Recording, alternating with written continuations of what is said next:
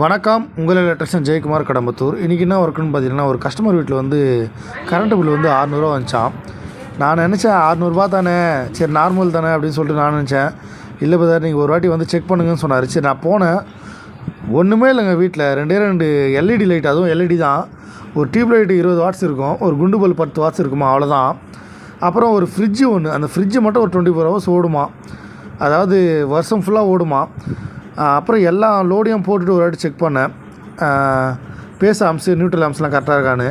ஏன்னா நம்ம neutral amps வந்து அதிகமாக இருந்துச்சுன்னா நியூட்ரல் எங்கன்னா லீக் ஆகும். அதையும் செக் பண்ணோம், அதுவும் இல்லை, நார்மலாக இருந்துச்சு. அதுக்கப்புறம் எல்லா லோடையும் ஆஃப் பண்ணிட்டு ஒவ்வொரு லோடாக போட்டோம். ஒவ்வொரு லோடாக போட சொல்ல இந்த ஃப்ரிட்ஜு தான் ப்ராப்ளங்க. ஃப்ரிட்ஜில் வந்து அந்த டோர் இல்லை. அப்புறம் கம்ப்ரஸர் ப்ராப்ளம். உங்களுக்கு 3 ஆம்ஸ் எடுக்குதுங்க. 3 ஆம்ஸ்னால் 660 வாட்ஸுங்க. ஃப்ரிட்ஜு தான் ப்ராப்ளம். அது கண்டுபிடிச்சிட்டு அந்த ஃப்ரிட்ஜை போடாதீங்கன்னு சொல்லிட்டு வந்திருக்கோம். இந்த வீடியோ பார்க்குறவங்க யாருன்னா கடம்பத்தூரா, உங்கள் வீட்லேயும் இதுமாரியா கரண்ட் பில் அதிகமாக வருதா, ஸ்க்ரீனில் ஒரு நம்பர் தரேன், அந்த நம்பருக்கு கால் பண்ணுங்கள். நம்ம வந்து ப்ராப்ளத்தை அட்டன் பண்ணலாம், ரெடி பண்ணியும் தரலாம். நன்றி, வணக்கம்.